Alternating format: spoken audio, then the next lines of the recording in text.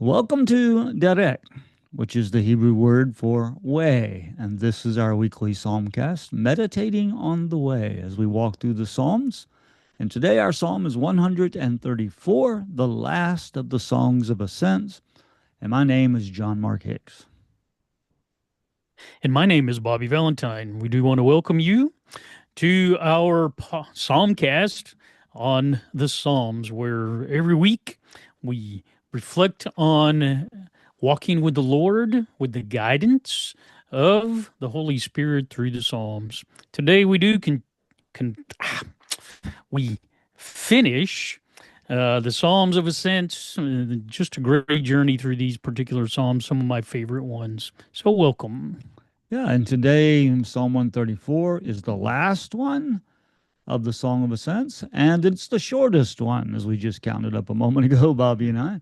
25 Hebrew words, and it is the shortest of all the Songs of Ascents. It's climactic. It brings us Is into the holy space where we bless the name of God, and Israel blesses the name of God and also receives a blessing from God.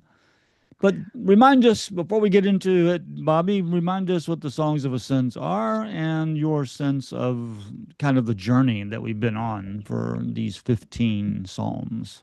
Yeah, the Psalm 134 is the conclusion of the Songs of Ascents, which is a collection that had been brought together by the whether they were brought together by the editors or they already existed before that, but they are brought together in book 5 of the Psalter. They begin in 120, where 120 testifies to both a spatial distance and sort of a lack of shalom, a worldly fractured. So we're a long way away, but we're also far away from God in 120 in terms of the way the world is operating. And we go on this journey through the Songs of Ascent. It seems like each one is almost like taking a step toward the temple, toward the holy of holies, toward Yahweh himself. And we confess along the way who's going to take care of us, how blessed it is that God is this place. Jerusalem is his chosen place. Be with David, as we looked in Psalm 132. And you get to this particular psalm, which is kind of like the mirror image of 133. We're finally there. We are in the temple courts. We are looking at the place, the sanctuary as it's called, where the Ark of the Covenant is, where the Shekinah glory of God dwells. And now we are there to praise, to worship, and also to be healed, to receive the blessing from the Lord. So we go from a place of non-shalom to a place of shalom. And it's a journey that goes all the way back to 113, but we've been through that. And it's just a great way to stop and reflect and close your eyes and enjoy the presence of the Lord in this Mm. particular psalm. Yeah. And So that's what we do. just in case somebody's dropping in here, going back to there's a narrative arc that begins in That Psalm 113 that is about the exactly. Exodus, the Hallel Psalms in Psalm 113 to 118. And then we have the Sinai Psalm, the Torah Psalm of Psalm That's right. 119. So we go from Egypt to Sinai, and the Songs of Ascents then are the ascent to Mount Zion, the That's right. kind of in the Yep. land, moving from outside the land to in the land. From outside, where peace and where destruction and hurt and pain and brokenness exist, moving into Mount Zion or onto Mount Zion, into the space where God dwells for peace. So that narrative arc is complete here at It Psalm is. 134, from Psalm 113 to 134. And you said we've mentioned that many times as we've gone through this. So Yeah. And go ahead. in 135 and 136, which follow this, some people call them together the Great Hallel. Some people only refer to the Great Hallel as 136. But both of those, I can imagine standing on top of the final step in the temple that Jesus is in, or in ancient Israel when we finished this particular journey and just simply blessing the Lord by talking about his hesed And that's what you Mhm. find in Psalm 135 and 136. Yeah. We're here because of that. So you get those great praise, and that's what the great Hallel means is the great praise. Praise. You're just praising the Lord there. And so I can see that as Hmm. somehow designed to be a part of this. But this is the conclusion of the Songs of Ascents. And Yeah. it's just there that we just bask in the presence of the Lord where we find life. And that's what shalom is all about. That's what Hesed brings us. So it's a great thing. Yeah. So you can think of 135, 136 as kind of hanging on the songs of ascents. You know, Exactly. you've been brought to the temple, you're there, you're blessing God, and God is blessing you. And now you begin that time of worship. You get that, whatever long that is, however long the festival is. And you can imagine Psalms 135, 136 being an expression of that. Exactly. In fact, the editors of the Psalter, whoever put this final thing together, which we don't know who that was, but putting 135, 136 after the Songs of Ascent makes sense It does make sense. because it's now the world that we have entered. Coming into Exactly. this holy space, we've entered this world of Hesed, of God's steadfast love, and we are there to remember it and to praise it and to experience it and to encounter the God who is love. Yeah. So I think that fits quite well. Yeah, And in another Psalmcast, we'll get to those one at a time in the future. So we haven't done those exactly. yet, but we will get to them eventually. Yeah, So as we begin this one, Bobby, Psalm 134 begins like Psalm 133, begins with this hine, this behold, or now, or some translations say come. But before we start talking about it, I got ahead of myself, didn't I? We need to read the psalm. So yep. let's read the psalm, and Bobby is our lector, our sacred lector. So he's always reading the psalms. So Bobby, Psalm 134. Psalm 134, a song of ascents. Come, bless the Lord, all you servants of the Lord, who stand by night in the house of the Lord. Lift up your hands to the holy place and bless the Lord. May the Lord, the maker of heaven and earth, bless you from Zion, the word of the Lord. Thanks be to God. Yeah, you noticed on one of the slides it had 133 up there, but I did yeah, it's notice, but 134. that's That's okay. I 134. got tongue tied at the beginning there too, so it's all right. And Well, we are and my low, as we say, we're low tech, well, and I've only had one cup of coffee today, so that's the problem. So well, see, it's 1 o'clock on the West Coast. You should already be ahead of that right now. Yeah, I should be. I yeah. should be. So So I was beginning with Psalm 134, the hine, or the behold, or now, or come, depending on how you translate it. But it's just kind of like, all right, we're here. This that's is right. it. We've arrived. I mean, that's kind of, and that's how Psalm 133 began. That's right. Behold, how good and pleasant it is for brothers, for family Yeah. to dwell in unity. So we get both. I think that kind of puts these two psalms together Yep. at the kind of the same moment. We That's are right. here united as a community to bless the name of God. And now Psalm 134 reminds us where we are and what Exactly. we're doing. So, how Yeah. do you hear this beginning? Well, I hear it just like that. I think that the opening presupposes the entire narrative arc of the Songs of Ascent. We have gone on this journey that has been challenging. We've had enemies, been protected from the sun and the moon, and uh, all kinds of things that are threats along the way. And now we have entered into this place. Now, bless the Lord. Why? Because He has protected us. He's been the keeper of Israel. He's watched over our homes when we were away as we looked before. He is the one who's blessed us with family. He's the one that's blessed us both near and far from this holy place. And Mm, now it's just, hey, it's an imperative. Bless the Lord, bless the Lord, all you servants. whether that's the priests or whether that's all the people together. And I don't think we have to draw a conclusion between Yeah. those. Let's, We've all made this journey together, and now we are essentially a church. We are a kahal. We've come into the presence of the Lord an assembly, and kahal an assembly. Yeah. assembly. Hmm. And now what do?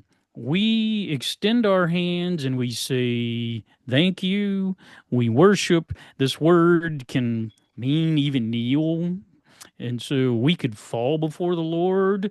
We bless him. It's traditionally translated that way. Yeah. But he's the king. And so what do you do? The one who provides all the needs, Yeah. the monarch. We you got several different things going on there, but he's saying, "Come and bless the Lord." Yeah. It's the invitation, and all the servants. I think this is the men and the women, the slaves or servants. This is possibly even non-Israelites, as we saw in Psalm Hmm. 100. We're going to find that they are in the temple courts, which is open to Gentiles in ancient Israel, and Yeah. so. Hey, So you yeah, can so let's come. focus a little bit here on there's 25 words, five of them are Yahweh, That's right. mentioned five times, Yep. and then bless is mentioned three times, Three times. and then we have the spatial language of house and place and Zion three Yep. times. Yep. So that's 11 words out of 25. I mean, Yep. that ought to give us some sense of okay, what the focus is. We're here. We're in Zion. We're in the holy space. We are here before the Lord, Yahweh, and we are here to bless and to receive blessing. That's This right. is a reciprocal relationship. We're going to Yeah. bless God, and God's going to bless us. And so that it's the covenant. It's the Yeah. covenant relationship. Yahweh is our God, the Lord of the covenant, right? That's So right. all of that's He, taking place. And I agree with you that all you servants might say, okay, yeah, priest, but I think that, you could have said priest. You didn't have to say servants. But servants can be limited to priest in this right. context, perhaps. But I think it's probably broader that because it's involving all of the community that's coming, Yeah. and now they are all gathered in the court, and they are all servants of Yahweh. They're the people of Yahweh. So I Yeah. don't think it's just limited to priest, but Yeah. some commentators do limit it that way. They But do. I Some think it's do. more expansive than Yeah. that. Yeah. I think in the context of the Songs of Ascents themselves, and I think that's how the editors intend us to encounter these Psalms, and that's how they were encountered in the Second Temple period in Jesus' That's day. how they were used, right? Is they Hmm. were used in these festivals, then this is pointing backwards. This is the pilgrims, which by the way could include other priests, but the priests are Sure, going to yeah. join. They are going to join the worship and they're going to be leading the worship, but that's okay. Now we've come and Yahweh, as you pointed out, he is the center of the whole thing. We have come to God. We told him to go to his resting place. Now we have come to him. That's what we saw in 133, Which is Zion, right? Yeah. which is Zion. He is in his heavenly temple. We have come into his counterpart, the earthly temple. So I think you got both of those going on in this particular psalm. So now we're standing before the thing that represents his presence, and we're craving, if you will, like that in 131 where you got the child that's just been weaned craving security Hmm. from the mother. Now that's what we're doing. We're coming into this presence of the Lord. He is the giver of all good things. That's why we're looking for the Yeah. blessing. Yeah. All And good things come from one Yahweh. Yahweh is mhm. the source of everything. So I think that's why it even ends with that. May the Lord, which is the beginning of the Aaronic blessing in Numbers chapter 6, he, the God of Zion, is the God of blessing. Mhm. And I think that's why we have come here. And now that's why we thank him. That's why we worship him. That's why Yeah. we So we bow have before him. so we So, have this holy space, the exactly. house and the place and the Zion, and we have kind of two worship postures involved, three worship postures, I guess you Exactly. could say. You got the blessing, which can be bow the knee. So there's a Hmm. sense of, at least in the backdrop, there is a Right. sense of Hmm. bowing before God or bending the knee before God. But there's also the sense of standing, Standing. standing in the presence of God. And One's not better than the other. It's just that that's they right. represent two different things, right? That's right. One is kind of a humility, a humbling, a deference, whereas standing is kind of in the praise mode. It's Yeah. you're lifting your holy hands, standing, Right. which is an act of blessing. We're going to bless God, Exactly. and then the other is well, that's the lifting hands. You're Let you. standing and you're lifting hands. So worship can come in a lot of different forms and a lot of bodily postures here, and we have kind of a hint of it in this Yeah. particular psalm. No, I think you're right on that. I think this also shows in the Hebrew worldview that worship is not simply a mental activity, Right. as we might call it in a neo Gnostic sense, a spiritual activity. It is a full bodied, internal, external, whatever you're thinking Hmm. in your mind, your body is actually doing. As I've said before, that worship in the Psalms is the Shema in 3D. It is loving the Lord your God with all your heart, with all your soul, with all your might, with everything that you got. And so that is your hands.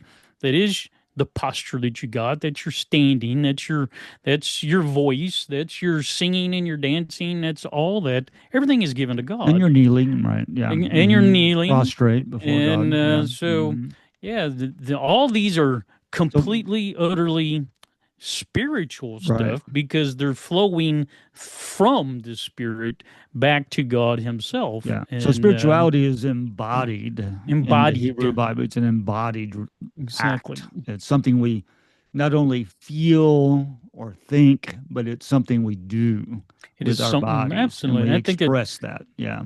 that's a good way to put it. It's spirituality is something that we do. Mm. And it's sometimes people talk about a being thing, but is as it only that if we understand that is actually something that expresses itself Yeah. Well, in being must lead to doing, right? So absolutely, you can't absolutely. have So one will lead to the other, right? yeah, So yeah, absolutely. So the standing by night. I mean, that's plural. It's it standing is. literally nights, plural. Like Yeah, it's not just one night that we're yeah. thinking about here. We're thinking about succession of nights, It, which I think gives you the feel that this procession has come, this ascent has come to Zion, not just for like an hour worship service or something. oh, absolutely. They've come for the week. you That's know, right. Festivals are Festivals. always at least a week. So Right. usually they're like 7 or 8 days. So it's like, okay, yeah, it takes a long time. Number one, it takes a while to get there. Suppose, you're off in those tents of Kedar, as it says in Psalm 120, or you're up in Naphtali, or you're in Galilee.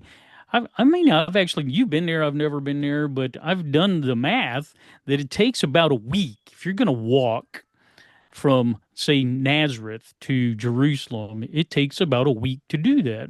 So if you take a week to walk to Yeah. Jerusalem, then you're going to be there for a week, and then you take a week to go back. So this is a serious commitment of your life to do Three this weeks of kind of your life. thing. Is Yeah. right. Right. And so, these people they do. It is a plural. This is probably again the backdrop of this is the festival. Those people who watch in the nights during the festival, man, they get to stay inside. They get to do whatever. Maybe these are Levites, maybe these are whatever. I have no idea what they are, to be honest with you. But it's those people are blessed because they get to stand in the house of the Lord.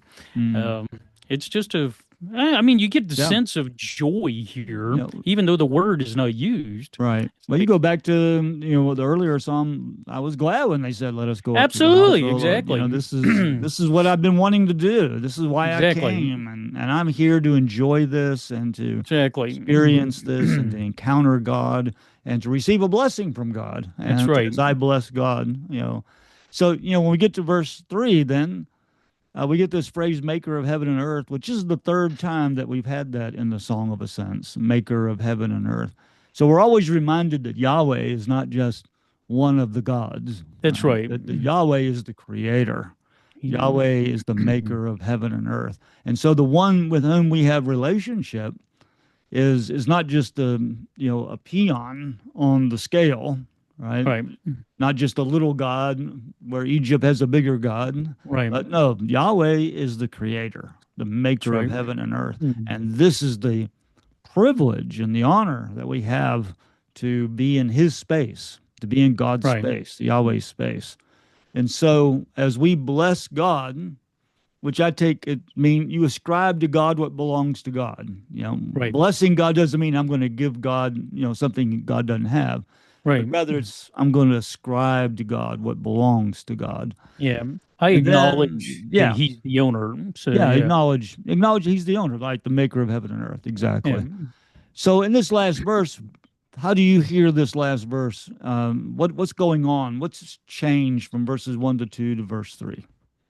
Well, excuse me. I think at this particular point, maybe we got to shift a direction. So if the pilgrims are coming in and they're blessing the Lord here, probably this is, as I see it anyway, probably the voices of the priest. Hmm. The priest is now talking to the people. At some point, if this is after a sacrifice or whatever, he begins to quote or paraphrase. He doesn't paraphrase, but he uses the Aaronic blessing from Numbers chapter 6. May the Lord bless you. That's how this is. In fact, it's all the same except for that particular phrase, maker of heaven and earth, and from Zion. It adds that. But may the Lord bless you, the one who owns everything, the one who is the creator. Is the one because he owns everything, he's the source of everything. He is now the one who can be the instrument of blessing the people who have come to express dependence upon him. That's what we're doing. We're coming into his presence in a dependent mode, and the Lord blesses you. He do that. And there's no mechanicalness to this. That's why he uses the may he. This is a gift of grace. It's a May the prayer. Lord, It's a it prayer, is. right? That's right. This is prayer is a good word. Um, that he will give this to his people as the one who has created the abundance of creation. Yep. Whatever's in heavens, whatever's in earth, now is channeled to the people of God from Zion, from Mhm. Zion. The one who is in heaven. As you know, the word "you" is singular. We talked about this Yes, before, but so yes, what is the yes. significance of the singular? We've been viewing plural for so long in all these songs of ascent. Now we have this "May the Lord bless you" singular. Yeah. What's going on with that? Why that shift? I think that why we have that shift is because sometimes we may have, and I think an ancient Israelite may feel the same way, is that all these wonderful things, these are for the kings and the queens and the rich people and maybe the group as a whole. And it's okay to be part of the group as a whole, but sometimes I wonder if God really thinks about me. And I think what you have here in this particular one, and it's singular also in the Aaronic blessing in Numbers chapter 6, is that now the priest says, yes, may God bless all of Israel, but you woman, you child that was nursing on your mother's lap in 131, you who have come and you got a wife and children now, that's okay. Now this blessing is from the creator of the universe, the God of Israel, and he wants to bless you. Mm, You are included in this blessing. You are loved by Yahweh. And I think yeah. this is such a powerful statement because the universe is big, heaven and earth are huge. That's the comparison for the infinite love of God in Psalm 104 and other places. It's like, wow, man. And all of that has come down. May he bless you, the one who made all that. He looks at you and it's almost like he's pointing his finger at you and say, I bless Mm. you. I You as a bless you. person, you as an You as a individual. person, Now, you as the so Israelite. right, as a matter of the procession, you've been a part of this group that's been coming to Zion. That's right. You've been with a community, you're traveling with family, or a clan, or whatever it is. And so you've always been part of the you plural.